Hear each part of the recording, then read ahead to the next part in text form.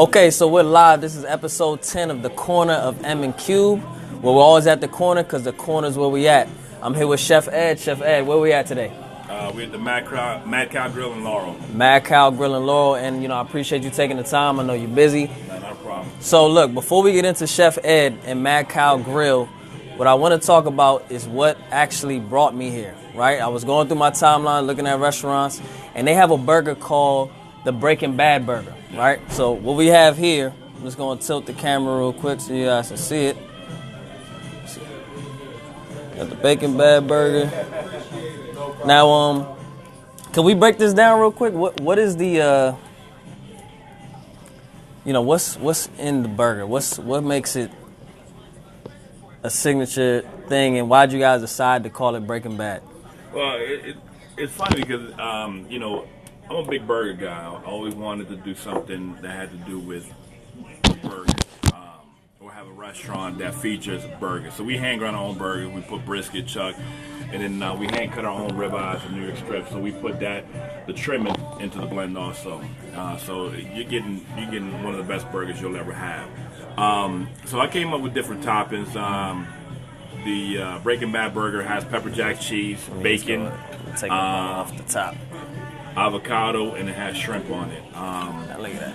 The name just kind of came up. I was trying to come up with different names for the burgers, and I came up with TV shows. TV shows that people can relate to. It was more so having fun and being able to have burgers named after people with different TV shows, and Breaking Bad was definitely my favorite. Oh yeah, you watched that? Yeah. I just saw the first 2 episodes. Yeah. Yeah. It's an incredible show.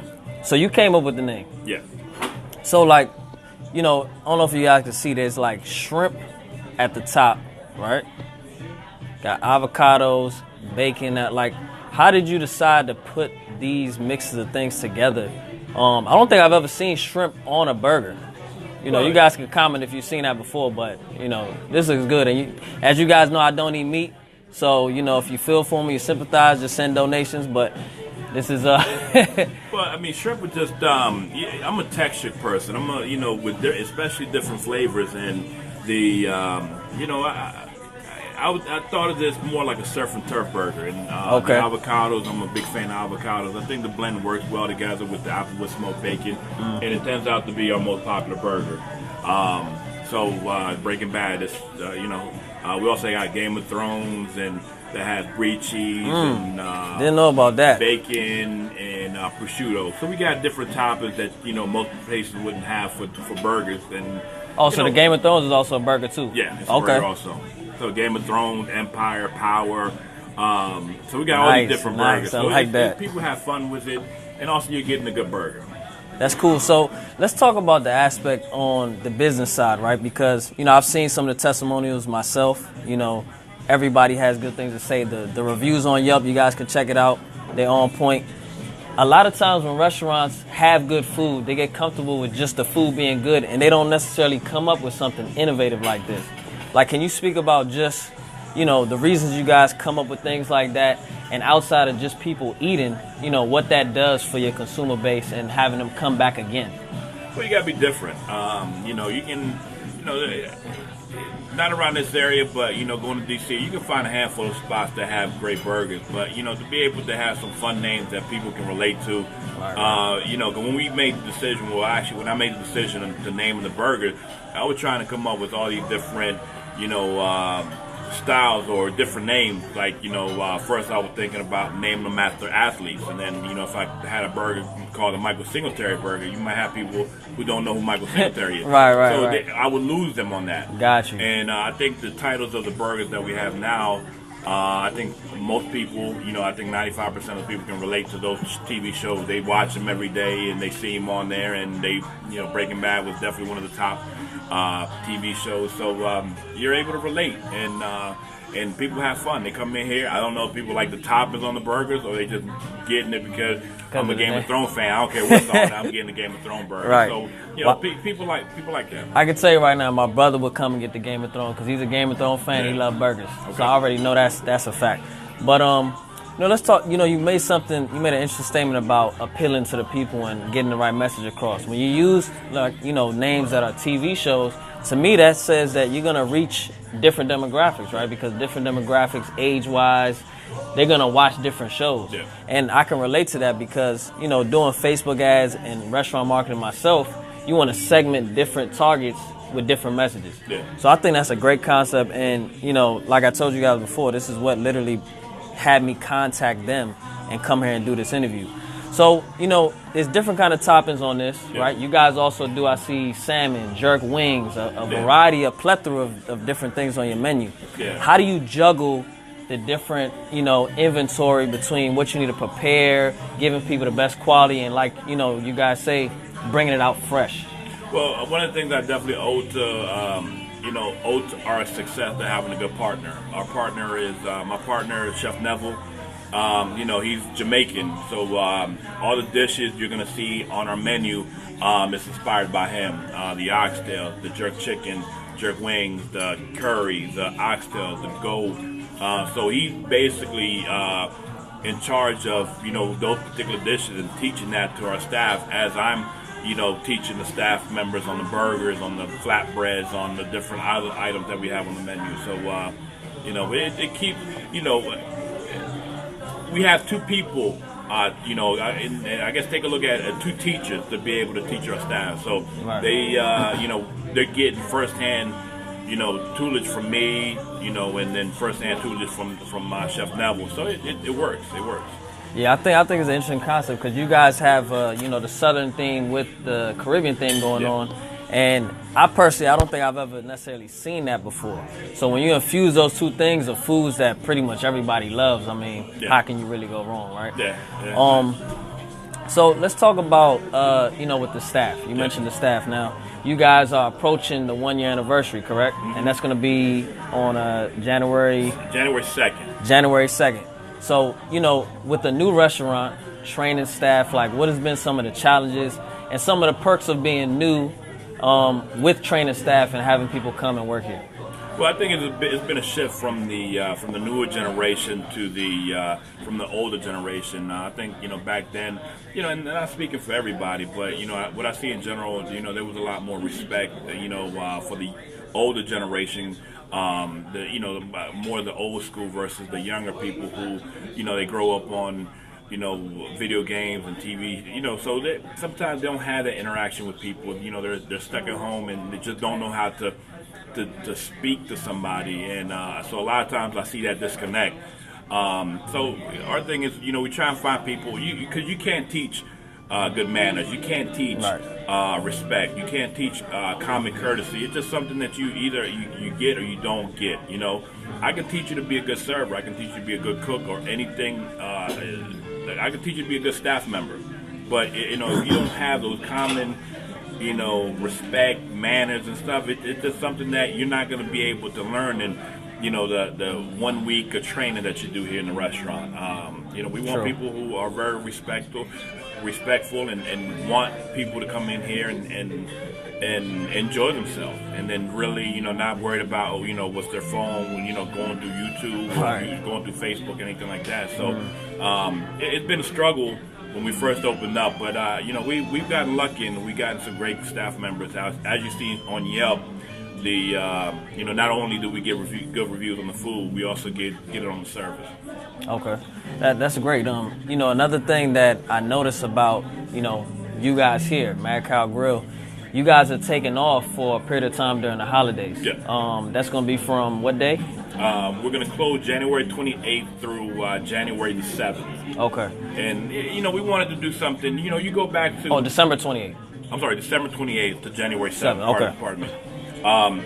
You take a look at, a lot of different countries, European countries, they take time off to be able to spend time with the family.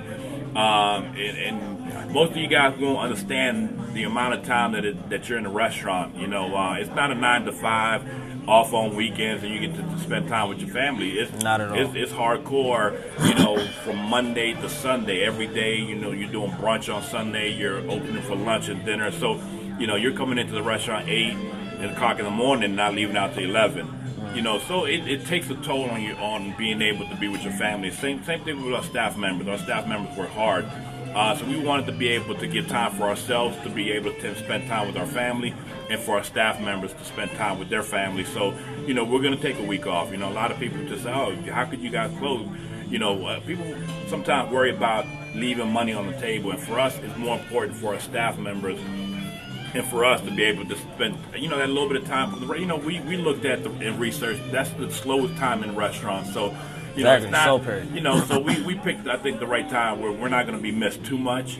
But, I think it's important for everybody to spend time with their family, including us. So it just gives us a little break where we can be 100% focused on our family for that 9 days that we're closed. Yeah, it makes a lot of sense. When I sit down with restaurant prospects, especially during this time of the year, because it's a slow period, they're hesitant to do a lot of things. Yeah. And, my whole thing is, that is the case, but, the other 9 months, you should prepare for this so that you can do something that your team can appreciate, like what you guys are doing here. Yeah. And I also can relate to that because, when I was younger, my father had a nightclub and restaurant. Okay. And I was actually 13 years old in the back warming up wings. I don't know how legal that was, but that's what I was doing. And I remember, they never had any time. Yeah. No holidays, period. And it basically run them for the next 2-3 years. Yeah. And some of their effects are still prevalent now. So, that's a very important thing. And I think it says a lot to the people that come here that you guys really care about the team. And that same thing will go into the service they get after they come and eat. Well, that's important for me and Chef Neville. I mean, we're about family. We try and look at our staff as, a lot of times you look at them as employees and not look at them as human beings. But, you got to treat them like human beings. You got to, we're tough, but also, we would do anything for our staff. And, and I think they know it, whether I'm yelling at them about something or, I'm making sure, one of my staff members had a flat tire and I go out there and I help them out. So it just, you have to make sure you have a good balance. And me and Chef Neville, I think we have a great balance. And, our staff really appreciates us, and I feel that because we appreciate them. That's good. So, let's talk about, they have an interesting article made by the Baltimore Sun. You guys can check it out, look it up on Google. And, you guys have a particular, I want to say, interesting situation where you started off new and things kind of took off. You're in a great area. How do you deal with, especially with the industry standards being that most restaurants don't make it after 2-3 years? How do you prepare for that? How do you deal with those issues and maybe set things in place now that sets you up in the future? Well, I think so many restaurants make the mistake of, doing too much heavy marketing in the beginning when they're not ready. Me and Chef Neville, we game plan. We said our first year we're not going to do any type of marketing. We're going to focus on making sure we got the right employees getting the food out. Because I can market all day, but I'm just actually going backwards. If I market, get people in here, they don't like the food, they don't like the service. Right. So I'm actually, paying money to get less busy. So we decided to make sure that for the first year we get the right people in place, and come February, we do any type of marketing we need to do in order to, keep us going. But, word of mouth has been incredible for us. And, one person has a good experience, they tell others, they go on Yelp, they go on Google, so we've been getting a really, really good feedback on the people that's been in here, and just the amount of people that's word of mouth has brought to us. It's been incredible. Yeah, I think that's important because I always say to myself, or even to restaurant owners, that marketing is going to expose you. It's going to either expose you in a good way or a bad way. So if you scale up and you're not prepared, like you say, you're just going to lose people. If you scale up and you are prepared, then you can leverage and start really making moves. Well, that's one of the reasons we've been successful now is the fact that we didn't rush to try and pack this place. We didn't do like a grand opening to get hundreds of people in here because, a lot of times you're not ready to do that. You don't have the, when you open up, you're definitely not going to have the staff that you opened up with. We're blessed to have a few that opened up with us, but, it's just the high turnover in restaurants. You just don't want to gamble that on your first batch of staff. You want to make sure you're ready. And, once we felt we were ready, which, we're going to we're going to be comfortable being able to do more marketing going into 2019 than we were our first year. We just didn't want to lose people. Okay. And you know what kind of things do you guys have going on here? What kind of, any specials on certain days? Any kind of specific themes? Well, brunch, we do brunch from 11 to 4, and it's a totally change from our menu. My partner does like the ackee sawfish, which is a big Caribbean style dishes that you can't get in most places. So we wanted to put those on the menu. We were talking about when we were creating the menu, he had the recipe for shrimp and grits. I had a recipe for shrimp and grits. So I read about that. Why not put both of them on there? Okay. So his is more like a Caribbean style shrimp and grits, and then mine is more of a southern style with the andouille sausage and a tomato base. We also have on Thursdays we do goat. Curry goat, which it's not our big seller, but we want to be able to tail it to one day, so we're not having it throughout the week where we can do a big batch on Thursdays. Okay. Thursdays you can come in and every single bottle of wine that we offer is half price. Wednesday we're going to start with a ladies martini night where ladies can get $5 off for. So we're trying to do little things here and there to be able to. We got a great happy hour from 4 to 7. We even have a version of our burger a little smaller for $3. So we're doing a lot of things to try and keep people interested and be able to save some money. And we're not the cheapest place, but we definitely use the best ingredients. We use the best oxtail. So every ingredient we use, everything's organic. We go to the local farms, which you would think it costs less to go to local farms, but sometimes it costs more just to be able to get that transport, to get that local stuff to you. But we try and be a good neighbor to everybody, and we offer military discount, police discount, firefighter, people who are helping us to saving lives every day. So we want to make sure that they come in and we show our appreciation to them also. Okay. So wrapping it up, Chef Ed, how could people reach you or reach the restaurant, come here, check it out, and see what you guys have going on? All right, we're located in Laurel, in the shopping center next to Capital One, across the street from LA Fitness, 310 Domer Avenue, zip code is 20707. You can reach us by phone, 301-725-7025. That's our number here. Or you can reach me, Chef Ed, at chefed@madcowgrill.com. Okay, and it's a lot of parking out here. It's a big space. Like, I don't know, if you want to do a tour afterwards, we can show some of the area, but it looks nice in here.